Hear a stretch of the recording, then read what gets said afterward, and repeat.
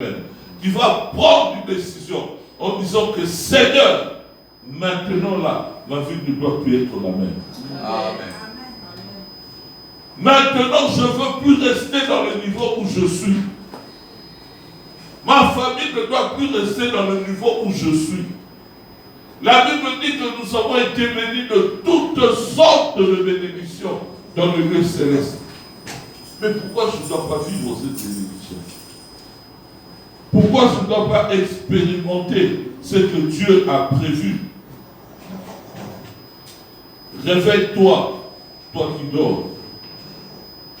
Relève-toi d'entre les morts et Christ t'éclairera. Vous voyez, l'intervention du Christ ne vient qu'à la dernière minute. D'abord, c'est toi qui reçois la parole de la révélation. D'abord, c'est toi qui dors, qui te décide de te réveiller. Vous savez, même dans le monde, il y a des gens qui aiment dormir. Alléluia. Il y a des gens, je parle, ma fille Déborah, j'ai vu des gens qui aiment dormir. Si tu ne la réveilles pas, elle peut continuer à dormir. Donc il y a des gens qui aiment dormir. Déborah, tu n'as pas cours aujourd'hui. Ah oui, donc si ce n'est que le laisser dormir, elle doit dormir. Mais malheureusement, nous ne sommes pas appelés toujours à dormir. Nous sommes appelés à nous réveiller. Vous savez, même prophétiquement, lorsque l'apôtre Paul va parler dans le livre de Thessaloniciens, par rapport aux bien-aimés que Dieu ramenait dans la maison, les gens qui mouraient, il dit, je ne veux pas que vous soyez dans l'inquiétude au sujet de ceux qui dorment. Parce que lorsqu'on parle du sommeil, on doit parler aussi du réveil. Lorsque le sommeil n'est pas accompagné du réveil, on parle dans ce moment-là de la mort. Alléluia. Amen. Mais lorsque l'apôtre Paul parlait dans le livre des Thessaloniciens, pour apporter le réconfort dans le cœur de ceux qui perdaient un bien-aimé dans la société, il parlait de dormir. Alléluia. Amen. Et le grec, là où nous sommes bien-aimés, lorsqu'il parle du cimetière, il parle de kimitirio, qui vient du mot du verbe kimame, qui veut dire dormir. Alléluia. Amen. Regardez même les païens, ceux-là qui ne connaissent pas Dieu, mais ils ont, quand ils parlent du cimetière, c'est le lieu du sommeil. Parce qu'ils sous-entendent qu'un jour, celui-là qui dort se réveillera un jour. Et c'est là notre espérance. Alléluia. Amen. Donc quand tu dors, bien-aimé, il faut qu'il y ait un moment de réveil. Réveille-toi. La Bible reprend encore le toi 2 fois. Toi qui dors, relève-toi d'entre les morts. Alléluia. Amen. Ce n'est pas seulement question de te réveiller. Ce n'est pas seulement question d'ouvrir les yeux. Mais après, tu dois te lever toi-même et faire un acte de foi. L'acte de foi, c'est là où nous revenons dans le psaume 154 qui nous dit de rechercher la face de l'Éternel. Il dit, quand tu me cherches, je me laisse trouver. Vous savez, bien aimé, Dieu, il aime lorsqu'il dit celui qui me cherche. Normalement, si Dieu se cache, on peut faire tout ce qu'on peut faire, on ne pourra pas trouver. Il est Dieu. Si Dieu lui se cache. Mais dans le verset, lorsqu'il dit que lorsque vous me recherchez, ce n'est pas que vous me trouverez. Dans les textes grecs, il est écrit, je me laisserai voir. Je me ferai voir. Donc c'est comme si vous êtes en train de jouer au cache-cache et que tu entres dans la salle, tu cherches et ton frère est caché derrière cette colonne. Quand tu entres, tu dis, ah, me voici. Il te voit en train de chercher et il se laisse trouver. Donc Dieu se laisse se trouver dans la vie de ceux qui le cherchent. Amen. Avec Dieu, lorsque tu fais un pas vers Dieu, Dieu fait un pas vers toi. Amen. 2 pas vers Dieu, Dieu fait 2 pas vers toi. Amen. Parce que Dieu veut que tu puisses être en contact avec lui. Et de la même manière, la Bible dit, quand tu fais 2 pas en arrière, c'est toi qui s'éloignes de Dieu. Une fois, une personne me demandait, il dit, pasteur, est-ce que quelqu'un peut perdre sa foi? Ça, c'est une discussion théologique.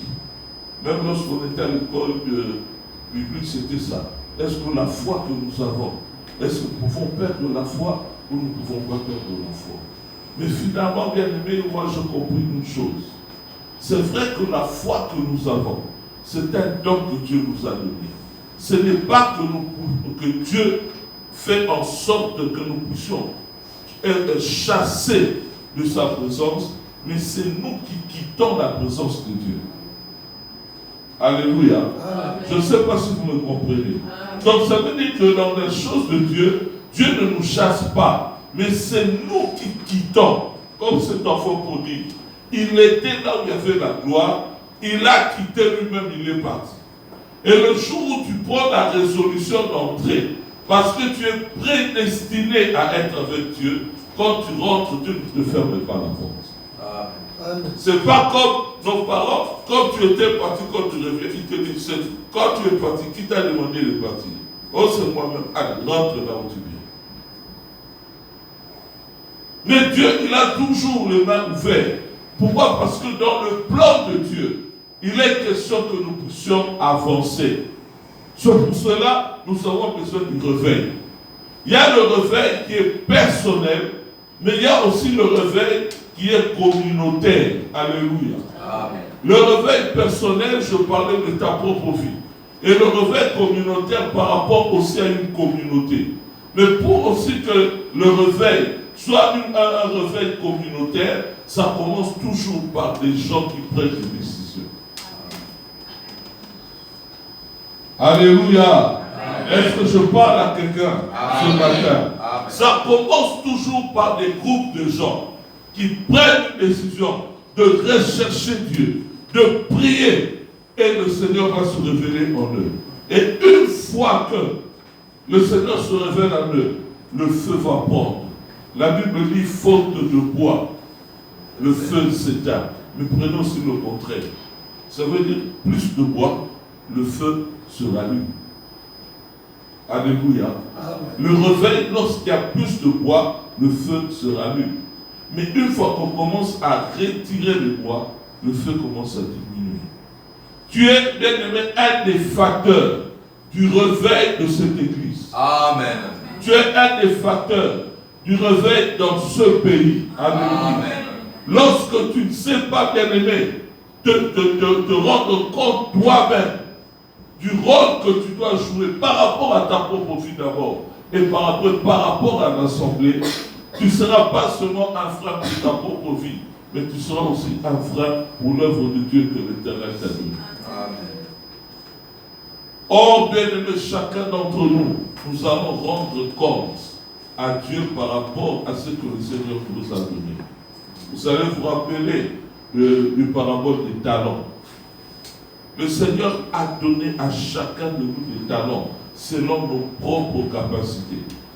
De façon que personne puisse se dire, Seigneur, ce que tu m'as donné, les responsabilités que tu m'as données, c'est trop lourd. Non. Si le Seigneur te donne une responsabilité qui te semble lourde, c'est que le Seigneur sait que tu es aussi lourd. Amen. Il a mis en toi des capacités. Alléluia. Amen. Il a mis en toi des moyens qui permettront à ce que tu puisses porter ce que le Seigneur te donne. C'est dans 2 Corinthiens. 2 Corinthiens chapitre 3, le verset 5, écoutez ce que la Bible dit. Ce n'est pas à dire que nous soyons par nous-mêmes capables de concevoir quelque chose comme venant de nous-mêmes. Lisez la suite. La Bible dit, notre capacité, alléluia. Je verrai que tu reprennes avec moi. Dis ma capacité. Ma capacité. Ma capacité. Ma capacité. Vient de Dieu. Vient de Dieu. Alléluia.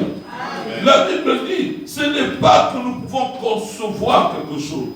C'est pour cela, lorsque l'apôtre me présentait, il disait, ah, le pasteur Frédéric l'a fait. Non, ma capacité ne vient pas de moi. Amen. Ma capacité vient de Dieu. Lorsque les apôtres sont allés devant cet homme paralytique qui était devant la porte du temple la veille, et ils ont prié pour cet homme s'est relevé. La Bible dit toutes les personnes qui étaient à côté de ce paralytique sont venues. Ils voyaient les apôtres comme étant des petits dieux. Et l'apôtre s'est retourné vers la foule. Il dit, mais pourquoi vous nous regardez comme si c'était nous qui avons fait relever cet homme? Ils ont dit, le nom de Jésus, c'est ce nom qui est venu raffermir les pieds de cet homme que vous voyez. Et cet homme s'est mis debout. Amen. Je disais, bien aimé, la part de l'homme d'abord et Dieu après. Amen. Pour que Dieu intervienne, pour que cet homme qui était paralytique se relève, il a fallu que les hommes d'abord puissent se parler. C'est ça la Bible dit. Comment les gens seront-ils sauvés s'il n'y a personne qui va, s'il n'y a personne qui parle? Le réveil communautaire, c'est toujours une affaire de tout le monde. Pour que l'Église grandisse, il faut qu'il y ait des gens qui aillent parler. Si les gens ne parlent pas, ceux qui doivent être sauvés ne le seront pas. Ce n'est pas parce que, comme nous le disons, ah lui là, ah c'est fini, à ça monter ma casse, à ça monter ma babé. Non, c'est toi qui ne parles pas. La parole de Dieu est une puissance. Vous savez, c'est que la parole de Dieu puisse produire dans ce nom, vous ne pouvez pas imaginer. Lorsqu'on parle de l'apôtre Paul, la Bible le décrit comme quelqu'un qui respirait le meurtre, qui pouvait croire qu'une telle personne, en écoutant la parole, en rencontrant le maître, il pouvait être l'apôtre qu'il est devenu. Une grande partie de l'Europe, une grande partie de l'Asie mineure a été évangélisée par cet homme. C'est pour cela lui-même, lorsqu'il se regardait par rapport à ce qu'il était, il s'appelait être un avorton. Il dit, moi un avorton, moi quelqu'un de rien, quelqu'un qui a persécuté l'Église. Regarde ce que le Seigneur a fait de moi. Bien aimé, ces gens qui sont dehors, des fois ce n'est qu'une peur que nous avons. Mais je prie qu'au nom de Jésus, que la peur s'éloigne de nous. Tu vas amener juste une parole. Une fois, j'étais avec un ami, on était en train de se promener, et il y avait une soeur qui venait juste devant moi. Et lorsque la soeur venait, il y a le Saint-Esprit qui m'a parlé. Il me dit, parle à cette fille qui arrive. Ah, j'ai entendu la voix. J'ai dit, mais qu'est-ce qui se passe? J'ai dit à l'ami là, j'ai dit, le Seigneur me dit de parler à cette fille qui arrive. Il me dit, comment ça? Mais tu vas faire quoi? Qu'est-ce que le Seigneur m'a dit? J'ai dit, il m'a rien dit. Il ne m'a pas donné la parole. Mais il m'a dit, parle seulement à cette fille qui vient. Vous savez, quand nous marchons avec Dieu, des fois les petites choses qui nous semblent petites, ce sont de grandes choses. Ils peuvent bouleverser la vie d'une personne. Et pendant qu'elle venait, moi je me débattais dans mon cœur. Elle m'a dépassé, j'ai dépassé. Je continue, j'entendais cette voix. J'ai dit au frère, je dois rentrer. Je suis rentré, j'appelle la jeune fille. Bonjour, elle s'arrête. Elle avait l'air tout triste. J'ai dit, ma soeur, ne sachant même pas que je n'ai même pas réfléchi. Je lui ai dit, tu sais que Jésus t'aime. Elle a commencé à pleurer.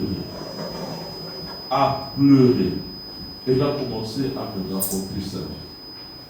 Oh, elle était possédée à un niveau terrible. À tel point qu'elle, c'était quand elle dort. Quand la nuit vient, elle a peur de dormir. Parce que quand c'est minuit, elle voit des choses commencer à tomber, des choses qui brillent sur elle, et une force qui la prend en contrôle. Elle pouvait sortir comme ça, on l'amène, on la fait promener dehors, elle rentre comme ça. Donc elle était vraiment, imaginez-vous rien qu'à partir d'une simple parole. Comment pourront-ils être sauvés s'il n'y a personne qui parle? Comment y aura-t-il réveil dans notre communauté congolaise s'il n'y a personne ou d'autres communautés, s'il n'y a pas de gens qui se lèvent pour témoigner? Lorsque Dieu fait le réveil en toi, bien-aimé, tu deviens un feu. Alléluia. Amen. Tu deviens un feu. Tu as maintenant la capacité, toi aussi, d'affecter les autres. Pourquoi? Parce que tu as été affecté toi-même par le Seigneur. Le vrai bien-aimé, le vrai témoin, c'est celui qui a participé. Jean est en train de parler, pas dans l'évangile, mais dans l'épître de Jean. Quand vous prenez le premier chapitre, la Bible parle du témoignage, il dit c'est que nous avons vu, c'est que nous avons plutôt entendu, nous avons vu, nous avons touché de nos yeux, de nos mains, c'est ce que nous témoignons. Ils ont été eux-mêmes impactés par Dieu. Et ils sont devenus eux-mêmes des instruments pour impacter aussi les autres. Tout commence d'abord par se réveiller. Tout commence par prendre une décision. De dire que je ne veux pas rester au niveau où je suis. Galate dit, tant que je demeure un enfant, je ne suis pas différent d'un esclave. Alors que je suis un héritier, mais je vis la vie d'un esclave. Pourquoi? Par ma position d'enfance. Même ici, bien-aimé, lorsque vous allez encore ouvrir un compte pour un mineur, ce compte-là doit être bloqué jusqu'à ce que le mineur doit devenir, avoir atteint l'âge de la majorité. Il a des millions en banque, mais il est pauvre. Pourquoi? Parce qu'il est considéré comme étant un enfant. Et la Bible dit, lorsque nous demeurons un enfant, on n'est pas différent des esclaves. Car nos biens sont gérés par des administrateurs étrangers.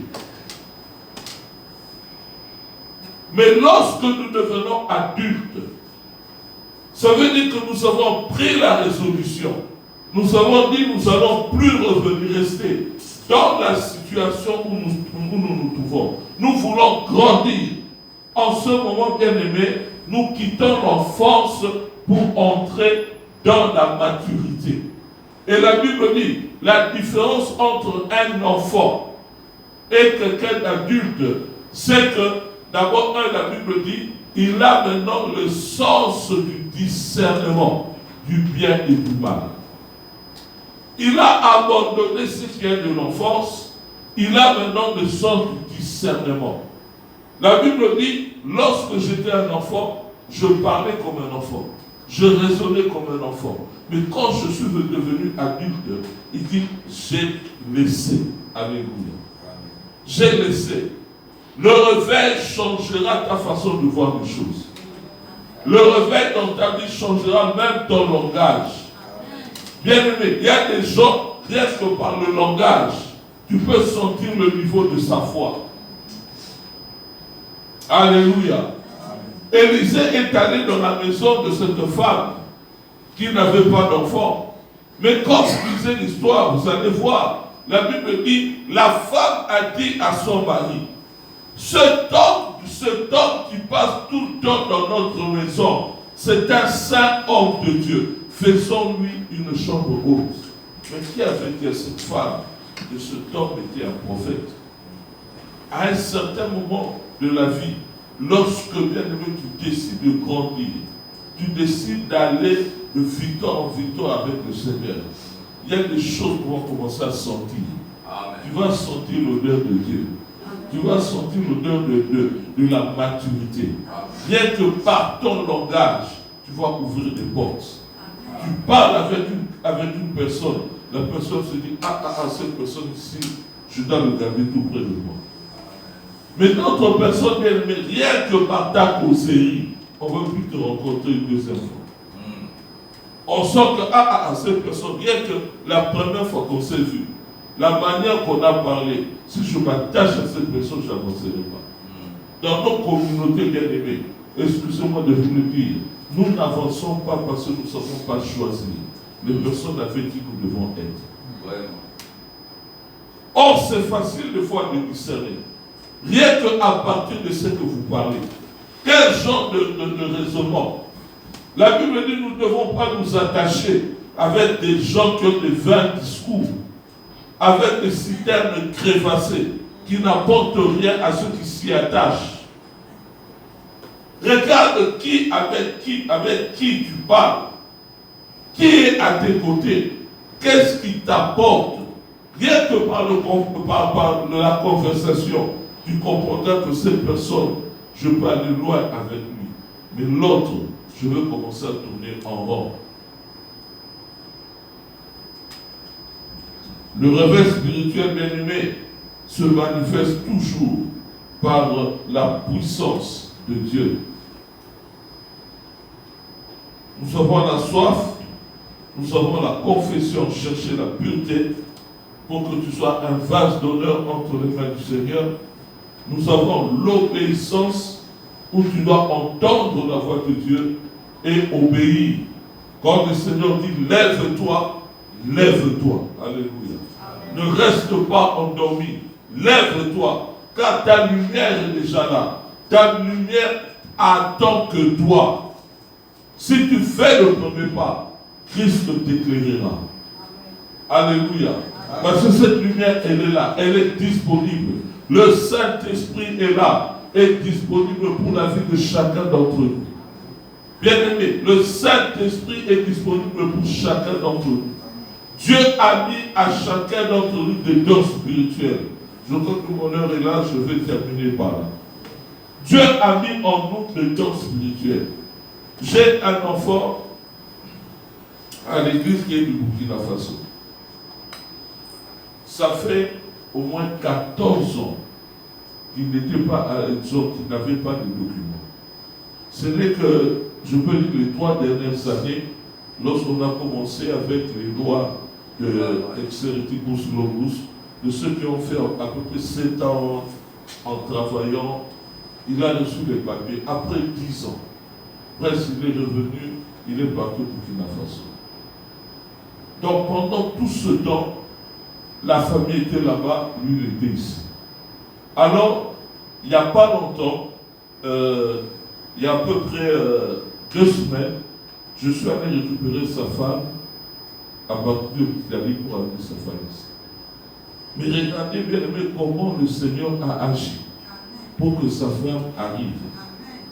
Quand il est parti, il a pris ses papiers, je l'ai encouragé, il dit ça fait quand même longtemps, va voir ta famille. Il est parti voir sa famille. Je lui ai remis une lettre de recommandation pour les églises, là où va partir des assemblées de Dieu. Il est entré dans une église. Et là, lorsqu'il était en train de prêcher, à la fin, il y a une dame qui avait un problème des pieds pour marcher. Apôtre, il a prié pour cette dame a été guérie. Et c'est cette dame, après qu'il a appelé. En parlant, il a su que le frère, sa femme est au Burkina Faso, ça fait plus de 10 ans, il cherche comment la femme va venir en Grèce. Le Burkina Faso n'a pas d'ambassade. Donc ils doivent aller dans d'autres pays pour avoir le visa. On a essayé de toutes les manières. Son patron a donné de l'argent pour aller à l'ambassade de France qui est au Burkina Faso, ça n'a jamais marché. Mais à partir de ce miracle, la dame qui a été guérie, il a dit, je vais appeler ma fille qui est en Suisse. Elle a des contacts, ta femme doit te rejoindre. Et en moins d'1 semaine, on a trouvé un visa pour cette femme. Amen. Un visa. Alléluia. Un visa de l'Italie. Et le frère, il venait de renouveler ses papiers. J'ai dit, j'irai moi. Moi, ton père, je vais aller. Jusqu'en Italie, je vais te prendre ta femme, je vais te ramener ici. Amen. Et j'ai voyagé ce soir à l'époque cette femme-là. Mais ce que je veux dire, c'est quoi? C'est à partir d'un don spirituel que le Seigneur a ouvert la porte. Non pas à un pasteur, mais à un chrétien. Alléluia. À quelqu'un qui a toujours accepté de servir Dieu. Ses frères-là bien-aimés, quand ils ne viennent pas à l'église, pasteur, il y a un travail, ils vont t'appeler Il dit, papa, je m'excuse, je ne serai pas au culte. Pourquoi? Il dit, on a débordé. Il s'excuse. Même moi-même, je suis étonné. Alors, j'ai compris, même lorsqu'on dit que le Burkina Faso veut dire que les gens intègres, ces gens-là sont intègres en tout. Il s'excuse, il n'est pas le seul. Tous ceux-là qui sont là, du Burkina Faso, je rends témoignage devant Dieu. Quand ils ne viennent pas, le travail a débordé, ils appellent pour se justifier. Papa, je ne pourrais pas être là, excuse-moi, à cause de ça. Et lorsqu'ils viennent à l'église, ce sont les dernières personnes avec lesquelles nous fermons l'église. Ils ne peuvent pas partir. Quand ils partent, ils ont leur façon de parler. Ils disent, papa, je viens demander, et ils parlent comment ils disent encore, je viens demander la permission pour partir. Je me suis dit, mais regardez nos frères, quand le culte est terminé, pour qu'ils puissent seulement remettre le micro là où il avait vu, quand seulement le culte est terminé, ils ne savent pas comment ça va se passer. Directement, ils sont déjà partis. Des fois, je me retrouvais quand ces frères-là n'étaient pas là, moi-même en train de classer les choses, parce que tous mes compatriotes, quand le culte termine, paf! Ils sont les premiers qui viennent en retard et les premiers qui vont en avant. Mais regardez bien aimé, lorsqu'une personne se donne, recherche Dieu, comment Dieu ouvre les portes. Amen. Maintenant, la femme là, lorsqu'il a parlé, mon fils a dit, je reste en Grèce, mais j'aimerais que tu rencontres mon père. On m'a appelé de la Suisse, la dame, pour me dire, papa, il faut que tu viennes, il faut que je rencontre le père de ce fils. Amen. Amen. J'ai eu des invitations à cause de ces gens. Même ici, là où il travaille, son patron m'appelle pour venir prier pour que la société aille de l'avant. Quand les choses ne vont pas, on m'appelle, je viens. Ils disent, Tasso, va appeler ton pasteur là, qui vient prier ici. Amen. On n'a pas de clients. Amen. Quand ils ont besoin d'une personne pour travailler, le patron m'appelle, me dit, pasteur, envoie-moi, j'ai besoin de 2 personnes, mais qui soient comme ceux-là. Quand tu t'attaches à Dieu, Dieu va t'amener à un autre niveau. Amen. Alléluia. Amen. Donc, il a développé un don qui l'a poussé maintenant à un niveau où les portes commencent à s'ouvrir. Tu as un don que Dieu a mis en toi. Tu as un don qui dort en toi. Mais pour que ce don se manifeste, réveille-toi. En te réveillant, tu vas te réveiller avec le don. Dieu va t'utiliser avec quelque chose de petit qui va ouvrir une porte, pas seulement pour toi, même pour toute l'église. Amen. Pas seulement pour toi, même pour le pasteur, sa famille. Il y a des rencontres que nous, les pasteurs, nous faisons, c'est à cause de vous. Amen. Il m'arrive de fois, bien aimé, à un certain moment, chaque fois que j'allais en France, les hôtels que j'entrais, je ne payais pas, à cause d'une de mes filles. Elle est partie en France, elle faisait que parler de moi à son patron. Pourquoi chaque fois, donnez-moi juste 2 minutes, je vais terminer par là. Chaque fois, quand j'allais en France, elle allait dire à son patron, parce que ça fait un moment qu'elle vivait, est-ce que vous me permettez d'aller à l'aéroport? Pourquoi? Oh, mon pasteur de la Grèce vient. Je vais le chercher. Mon pasteur de la Grèce. Ah, le patron de ce qui est le pasteur de la Grèce, là, c'est qui? Et un jour, quand elle me prenait, elle m'amenait à l'hôtel. Quand on arrive à l'hôtel, elle appelait son patron pour dire, écoutez, j'arrive maintenant au bureau, je vais me déposer le pasteur à l'hôtel. Une première fois. La deuxième fois, elle dit à la fille, tu es où? La fille dit, j'ai déposé le pasteur à l'hôtel, je suis en train de partir. Il dit à la fille, est-ce que tu as la carte de la société? Oui. Il dit, tu vas payer tous les séjours du pasteur. Amen. Sans me voir. Et cela, bien aimé, chaque fois que je commençais à aller en France, quand la soeur venait me prendre, quand elle allait à l'hôtel, le patron l'a dit sans discuter, tu utilises la carte pour le séjour du pasteur. Et un jour, maintenant, le pasteur a tenu, le ministère a tenu de me voir. En étant en face avec lui, on parlait. Il me regarde. Il dit, pasteur, tu rentres aujourd'hui? Oui. Il dit, combien tu veux que je te donne? En fait, ce sont les questions pièges. Et j'ai dit, quoi? Il dit, combien tu veux que je te donne? Tu dois rentrer, non? Oui. Tu vas faire des achats, ceci, combien tu veux que je te donne? Vous savez, j'ai demandé combien? Essayez de deviner. Qui peut me donner un chiffre? Hein? Je dis, même 150 €. Il a fait entrer sa main dans la poche, il a fait sortir une liasse de 100 € et de 5 ans. Il a pris 100, il a tiré une main là. Il a pris 50, il a tiré une main là, il m'a dit. Il dit, parce que si tu avais demandé plus, je t'aurais donné plus. Alléluia. Amen. À cause d'un enfant. Quand tu te réveilles, le Seigneur t'éclaire, tu deviens lumière du monde. Amen. Tu deviens lumière du monde. Tu ne peux pas imaginer ce que le Seigneur va commencer à faire dans ta vie et autour de ta vie. Ce qui semblait être bloqué. Bien, il y a des blocages, c'est tout simplement le niveau de notre foi. Il faut que le niveau monte par rapport au problème que tu as. Un peu largement plus. Et la porte se débloque. Et le Seigneur t'amène encore à un autre niveau.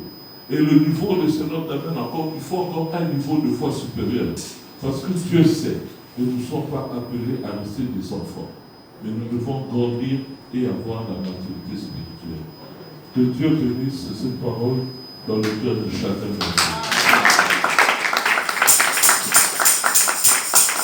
Je vais inviter le pasteur qui conduit dans le prière.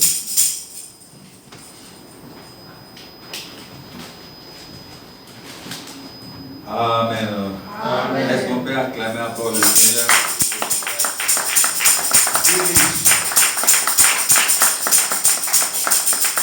Amen. L'homme de Dieu était vraiment profond. Je bénis le Seigneur de nous avoir donné ces thèmes du réveil spirituel. Et aujourd'hui, l'homme de Dieu a parlé pas mal de choses. Je crois que chacun de nous a retenu quelque chose de meilleur. Amen. Hein? Il a tellement parlé que moi-même, je me suis dit, il y a beaucoup de choses que je dois réajuster, n'est-ce pas, pour être encore plus efficace. Il nous a dit, la bénédiction peut t'éloigner de Dieu t'a béni,